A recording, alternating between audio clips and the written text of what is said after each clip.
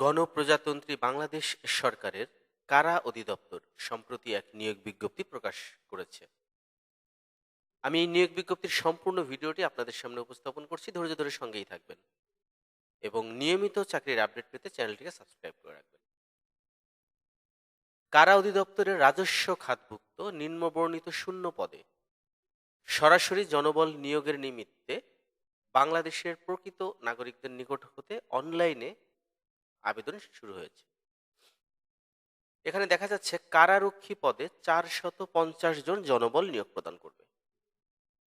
আমি আবার বলছি, পদের নাম কারারক্ষী, পদ সংখ্যা 450 জন।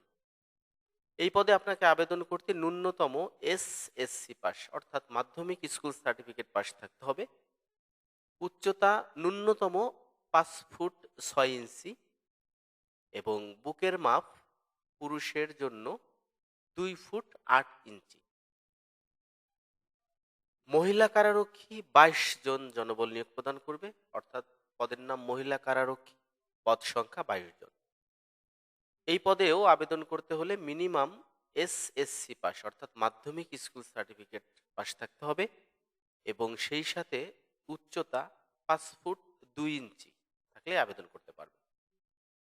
ওজন ন্যূনতম 45 কেজি।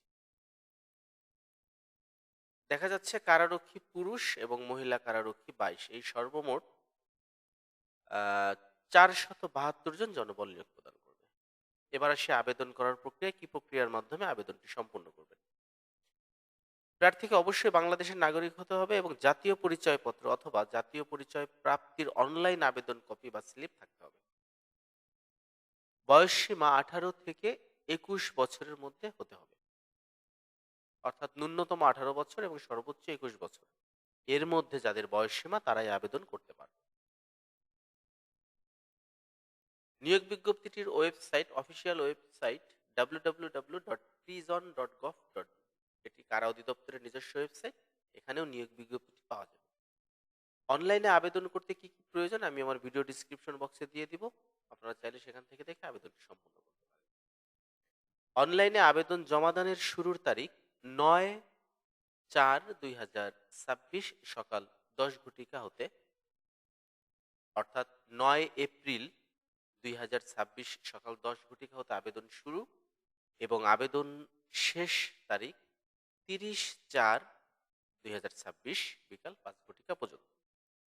আমি আবার বলছি, অনলাইনে আবেদন জমাদানের শেষ তারিখ 30 এপ্রিল 2026। অনলাইনে আবেদন করার পর অনধিক 72 ঘন্টার মধ্যে প্রার্থীকে টেলিটক প্রিপেইড মোবাইল ফোনের মাধ্যমে 56 টাকা পরিশোধ করে আবেদনটি সম্পন্ন করতে হবে, অন্যথায় তার আবেদন বাতিল বলে গণ্য হবে। আবেদনটি ইস্যু করেছেন সদস্য সচিব, কারা অধিদপ্তরের কারারক্ষী ও মহিলা কারারক্ষী নিয়োগ কমিটি। তো আশা করি বিষয়টি বুঝতে পেরেছেন যে কারা অধিদপ্তরে কারারক্ষী পুরুষ এবং মহিলা কারারক্ষী পদে জনবল নিয়োগ প্রক্রিয়া শুরু হয়েছে।